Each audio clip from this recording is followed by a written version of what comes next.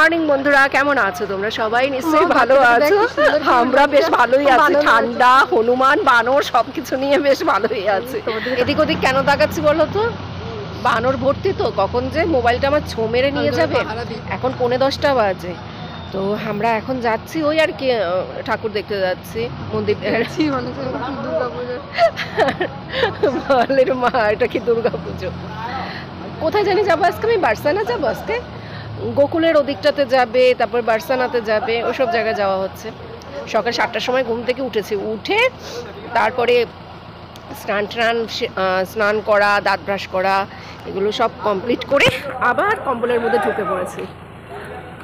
ওই সময় আর ব্লগ শুরু করিনি, কারণ ঘুরতে যাবো তো, অনেক কিছু তোমাদের সাথে শেয়ার করব, তো ওই জন্য তখন আর ব্লগ শুরু। হ্যাঁ হ্যাঁ না, আমাদের ফ্যামিলি আমরা শুধু 4 জন রয়েছি, আর এক্সট্রা 4 জন রয়েছে। হ্যাঁ 8 জন। তো এই তো এখন বের হচ্ছে, তো চলো যেতে যেতে কথা বলবো তোমাদের সাথে। আজকে তো আমরা একটু দূরে যাচ্ছি, ওই জন্য একটা গাড়ি ভাড়া করেছি। আর আমরা 8 জন রয়েছি গাড়িতে। সাথে রয়েছেন আশ্রমের এক সাধু বাবা।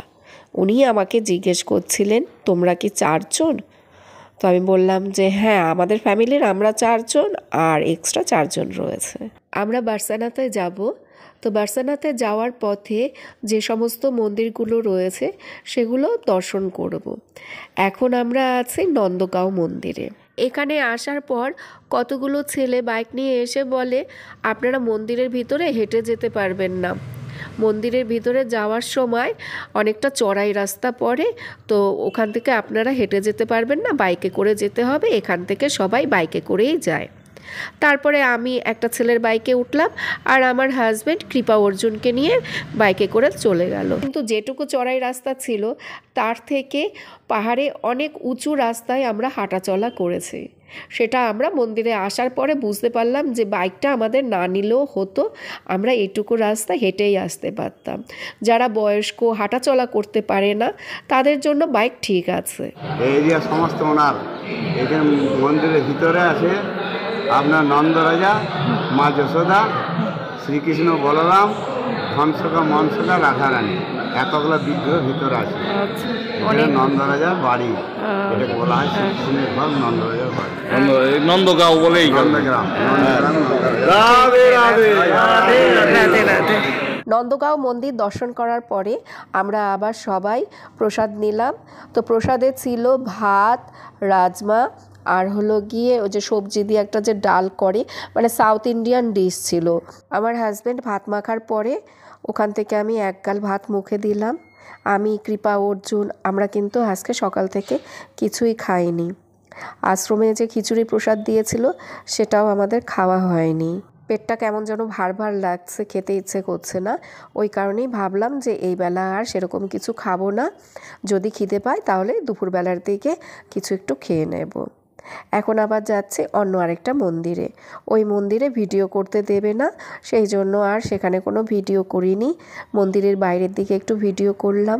আরও 2-3টে মন্দির দর্শন করা হয়েছে, সেসব মন্দিরে আমি আর ভিডিও করিনি। তোমরা তো অনেকেই জানো বৃন্দাবনে প্রচুর মন্দির আছে। 12:17 বাজে এই মন্দির থেকে বেরোলাম। মন্দির থেকে বেরিয়ে যে এখানে আখের রস বিক্রি করছে, তো এখান থেকে এখন আখের রস খাওয়া হচ্ছে নিম্বু আর আদ্রাক দিয়ে। ওদিকে বার্সানাতে যাবো, 12:30টার সময় নাকি মন্দির বন্ধ হয়ে যাবে, সে এখনও বেরোচ্ছে না। বললাম যে আখের রসটা খেতে হবে না, আমার কথাটা আর কে শুনবে? আমার কথা শোনার মানুষকে, তারা নিজেরাই সব ডিসিশন নেয়, নিজেরাই সব কিছু করে। খাওয়াটা তো পরেও হতে পারে, তাই না?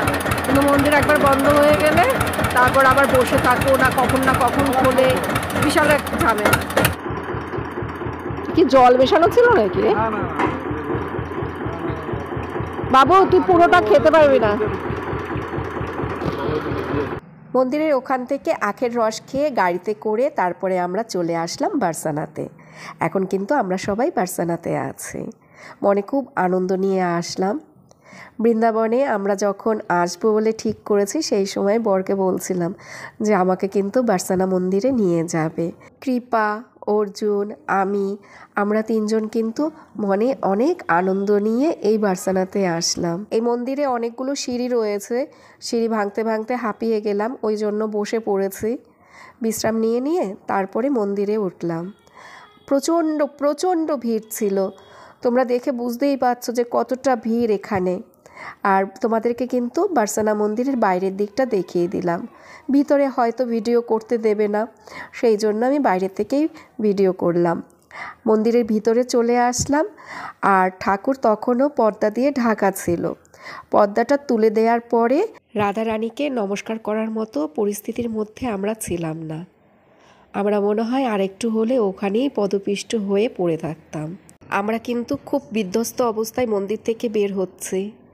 আমি তো বেরিয়ে অনেকক্ষণ সময় বসেছিলাম, হাত পা এখনও খুব কাঁপছে, কারণ এত ভিড়ের মধ্যে তো কখনো পড়িনি। মনে অনেক অনেক আনন্দ নিয়ে বার্সানাতে এসেছিলাম, রাধারানীকে দর্শন করব, কিন্তু কেন জানি না রাধারানী এরকমটা করলো। বার্সানাতে রাধারানীর মন্দিরে আমাদের অনেকটা সময় কেটে গেল। ওখানে আমরা সবাই বিশ্রাম নিলাম, কারণ সবাই তো ভিড় ঠেলে রাধারানীকে দর্শন করেছে, সবারই কষ্ট হয়েছে। তারপর আমরা গোবর্ধন মন্দির দর্শন করে দুটো টোটো নিয়ে বেরিয়ে পড়লাম পরিক্রমা করতে।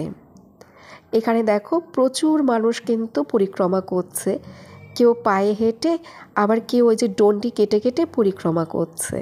আর আমরা কষ্টহীনভাবে পরিক্রমা করছি, কারণ আমরা কেউ ডন্ডিও কাটতে পারবো না আর পায়েও হাঁটতে পারবো না, সেই জন্য কষ্টহীনভাবে টোটো নিয়ে পরিক্রমা করছি। গোবর্ধনের মেন মন্দির তো দেখা হয়েছে, এবার তো পরিক্রমা করছে, তো ওরা ওই মন্দিরে গেল। আমি আর সেখানে যেতে পারিনি মানে কি আর যাইনি, আর ভালো লাগছে না, এই টোটোতে বসে আছি। বাইরে থেকে এমনি দেখা যাচ্ছে, তো ভাবছি 3-4টে মন্দিরে একটু স্কিপ করবো। এখানে নাকি এখনও অনেক মন্দির রয়েছে, আমি একটু বিশ্রাম নেব, তারপর আবার মন্দির দর্শন করব। খুব ক্লান্ত, এমনিতেই সারাদিনে খাওয়া দাওয়া কোনো কিচ্ছু হয়নি। আমি, আমার ছেলে মেয়ে, আমরা কেউ কিচ্ছু খাইনি। অর্জুন বিস্কুট আর ভুজিয়া খেয়েছিল, আমি আর কৃপাতাও বলতে গেলে পুরো না খাওয়া। আখের রস আমরা 1 চুমুক খেয়েছি, 1 চুমুক 2 চুমুক এরকম খেয়েছি। আর বার্সানাতে গিয়ে আমাদের খুব কষ্ট হয়েছে, বার্সানায় এত ভিড় ছিল, মানে আরেকটু হলে পদপিষ্ট হয়ে মনে হয় ওখানেই মরে যেতাম। ওই 10-15 মিনিটের মধ্যে কী যে হয়ে গেল। এটা হলো গোবর্ধন পাহাড়। এই পাহাড়ের আশেপাশে তো অনেক ছোটোখাটো বড় মন্দির রয়েছে, সেই মন্দিরগুলোই এখন আমরা টোটো নিয়ে ঘুরে ঘুরে দেখছি। কয়েকটা মন্দিরে আমার যাওয়া হয়নি, টোটোতেই বসেছিলাম, তবে এই জায়গাটা খুব ভালো লেগেছে। একটা ছোট্ট গ্রামের মতো তো, ওই জন্য খুব ভালো লেগেছে। ছোট ছোট ঘর রয়েছে, চারদিকে গরু, তো এসব দেখতে তো আমার আবার খুব ভালো লাগে। এটা মনে হয় রাধাকুণ্ডের পাশের বাজারটা। এই বাজারে সমস্ত কিছুই পাওয়া যায়, সবজিপাতির দোকান রয়েছে, তারপরে ব্যাগের দোকান, সোয়েটারের দোকান, মানে মোটামুটি শপিং এখান থেকে হয়ে যায়। সাধারণত মন্দিরের আশেপাশে যে সমস্ত দোকানগুলো থাকে সেই সমস্ত দোকানে ঠাকুরের জিনিসপত্রই বিক্রি করা হয়, কিন্তু রাধাকুণ্ডের কাছে যে বাজারটা রয়েছে সেখানে দেখলাম সবজিপাতি হতে শুরু করে ব্যাগ, শীতের পোশাক সমস্ত কিছু পাওয়া যায়, প্লাস্টিকের জিনিসপত্রও পাওয়া যায়। কৃপা অর্জুন খিদের জ্বালায় খালি পেটেই ফুচকা খেয়ে নিল। আমরা কিন্তু অনেক জায়গায় ভান্ডারা দিতে দেখেছি, লুচি দিচ্ছে, খিচুড়ি দিচ্ছে, কিন্তু গাড়িতে ছিলাম, টোটোতে ছিলাম, ওই জন্য আমরা কেউ খেতে পারিনি। সবাই শুধু তাড়া দিচ্ছে মন্দির বন্ধ হয়ে যাবে। বার্সানার রাধারানীকে দর্শন করার পরে মন্দির তো বন্ধ হয়ে গেল, আমরাই সবার লাস্টে ছিলাম। তোকে রেখে সবাই চলে আসছে। 7:30 বাজে, এখন আমরা আমাদের ওই আশ্রমে যাচ্ছি।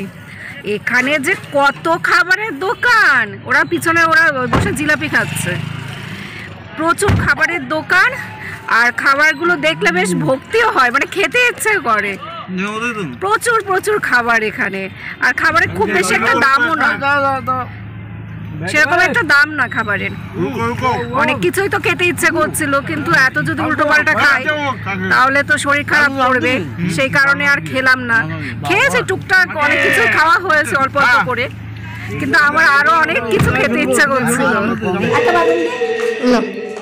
ওখান দিয়ে ঢুকিয়ে দাও নেটের নিচ দিয়ে।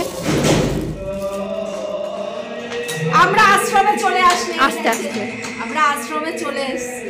আর এই যে দেখো আমাদের বন্ধু এরা। হাই হাই, এই যে এই নাও এই নাও, কিভাবে দিবি তুমি? ওখান থেকে ঢুকিয়ে দাও, ঢুকিয়ে দাও, ফাঁকা আছে না। হাতে হাতে দেখো বাদামটা কিভাবে নিচ্ছে, দেখো দেখো। পড়ে গেছে তো। আবার জানো খোসা ফেলে তারপরে খাবে, তোর হাতে আঁচড় লেগে যাবে। ওইখান থেকেই নিতে পারবে। দেখ বাবু তোর ছায়া পড়ে দেখি, ওই যে কত কায়দা করে নিতে পারে। দেখ দেখো কষে ছাড়িয়ে খাচ্ছে। হ্যাঁ, খোসাটাকে ফেলে দেবে, বাদামটাকে খেয়ে নেবে। বাবু একটু সর, তোর ছায়া পড়ছে। হাই হাই হাই হাই,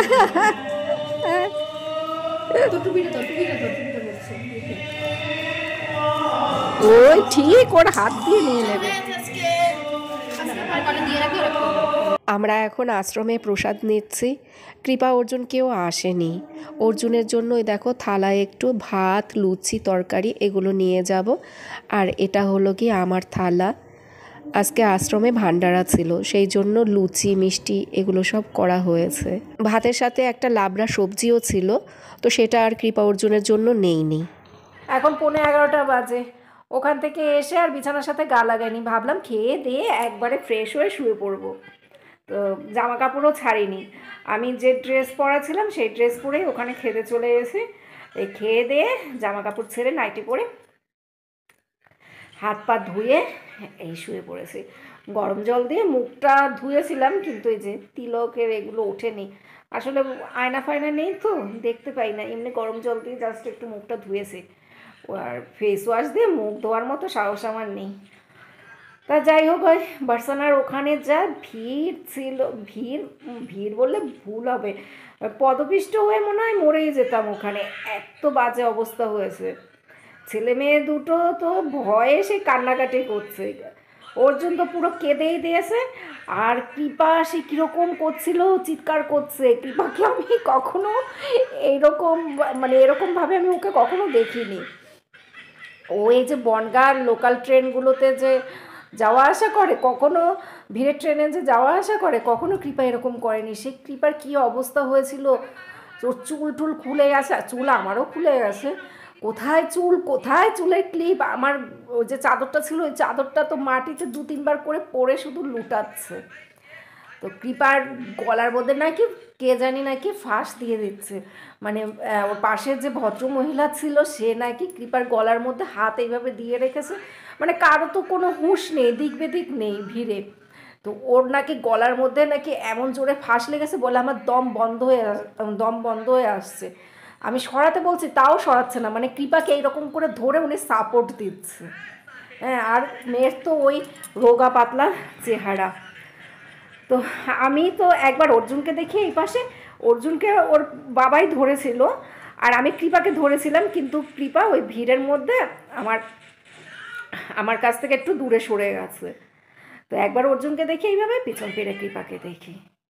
মারাত্মক ভিড় ছিল। বার্সেলোনায় নাকি এরকম সাধারণত ভিড় হয় না। আজকে নাকি শনি রবিবার, আজকে রোববার তো শনি রবিবার নাকি বীভৎস ভিড় হয়। আমাদের সাথে যারা এসছে তারা তো সবাই এখানে আরও 2-3 বার এসছে। আমি না হয় প্রথম এসছি, কিন্তু বাকিরা তো সবাই 2-3 বার করে এসছে। বলে কখনো আমরা এরকম ভিড় পাইনি, আজকে এত ভিড় ছিল। আর এই যে ভিড়টা যে হয়েছিল না, এই ভিড়টা না পুরো এরকম সার্কেলের মতো ঘুরছিল।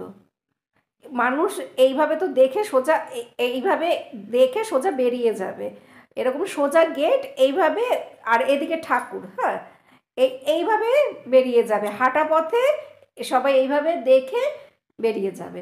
সেটা না হয়েছে কি, এই যে এই জায়গাটায় যে ভিড়, আমি দেখছি কি সেই ঘূর্ণিঝড়ের মতো না ভিড়টা এরকম ঘুরছে, সার্কেলের মতো এরকম করে ঘুরছে। হ্যাঁ, পরিক্রমা হচ্ছে। আমি দেখছি যে এখান থেকে আমরা ঘুরে ওই দিক দিয়ে শুধু ঘুরছি, বের আর হতে পারছি না, ওর মধ্যেই সবাই এরকম করে শুধু ঘুরছে। একবার তো ভিড় ঠেলে সব এই দিকে পড়ছে, আর একবার দেখি ওই দিক পড়ছে, মানে যা ইচ্ছে তাই ব্যাপার। আর যারা আর কি নন বেঙ্গলি তারা তো খুব লম্বা চওড়া হয়, খুব হেলদি হয়, ছেলেরাও খুব হেলদি। এই ছেলেরা মেয়েরা সবাই ওরা দেখবে একটু হেলদি টাইপের হয়, লম্বা চওড়া হয়।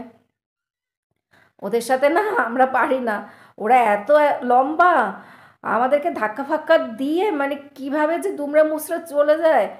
আর ভাষা বুঝি না, কথা বুঝি না। ওরা আমাদের ভাষা বোঝে না, ওদের ভাষা তো আমরা বুঝি। ওরা অতটা ভালো বাংলা বোঝে না। আমরা যতটা ভালো হিন্দি বুঝি, ওরা কিন্তু আমাদের বাংলা অতটা ভালো বোঝে না। যাই হোক, অনেক ঠেলাঠেলি ধাক্কাধাক্কি করে বিধ্বস্ত হয়ে রাধারানীর মুখটা দেখলাম। বৈষ্ণোদেবীর মন্দিরে যখন গিয়েছি সেই সময় তো খুব কষ্ট হয়েছে, তখন হেঁটে হেঁটে গিয়েছে তাই কষ্ট হয়েছে। আর আজকে বার্সানার রাধারানীকে দেখতে গিয়ে কষ্ট হয়েছে সেটা বলবো না, ভয় পেয়েছি প্রচণ্ড। ভিড়ের মধ্যে পড়ে গিয়েছিলাম তো, সেই জন্য প্রচণ্ড ভয় পেয়েছি যে এখান থেকে বেরোতে পারবো তো। বৈষ্ণোদেবীর মন্দিরে যখন গিয়েছিলাম সে সময় তো মানে হেঁটে হেঁটে গিয়েছি, মারাত্মক কষ্ট হয়েছিল। যাই হোক, ভগবান হয়তো এটাই বোঝাতে চায় যে তার কাছে পৌঁছানো অত সহজ না, অনেক বাধা আসবে, অনেক হোঁচট খেতে হবে, তারপরে তার কাছে পৌঁছাতে পারবো। সেটাই হয়তো সে বোঝাতে চায় যে তাকে পাওয়া এত সহজ না। রাধাকুণ্ডে যাওয়ার সময় তো অর্জুনও পড়ে গেছে, পড়ে গিয়ে পায়ে ব্যথা পেয়েছে। ওর বাবার হাত ধরে হাঁটছিল, গোবরের মধ্যে পড়ে গেছে, পায়ের মধ্যে গোবরও লেগে গেছে। তো সেই রকমই আর কি, ভগবানের কাছে যাওয়া অত সহজ না। ঠাকুর এটাই আর কি সবসময় বোঝায় যে তাকে পাওয়া এত সহজ না। যাই হোক বন্ধুরা, শুয়ে শুয়ে কথা বললাম, দুদিন ধরে শুয়ে শুয়েই তোমাদের সাথে কথা বলছি। এখানে তো আর চেয়ারও নেই, সোফাও নেই যে আমি একটু বসে তোমাদের সাথে কথা বলবো। আর ওই খাটে বসে না সেইভাবে গল্পও করা যায় না, শীতে এরকম কাঁপুনি ওঠে, ওই জন্য কম্বলের নিচে ঢুকে তারপর তোমাদের সাথে গল্প করি। টাটা বন্ধুরা, গুড নাইট। তোমরা সবাই ভালো থেকো, সুস্থ থেকো, সাবধানে থেকো। আবার আগামীকাল দেখা হবে।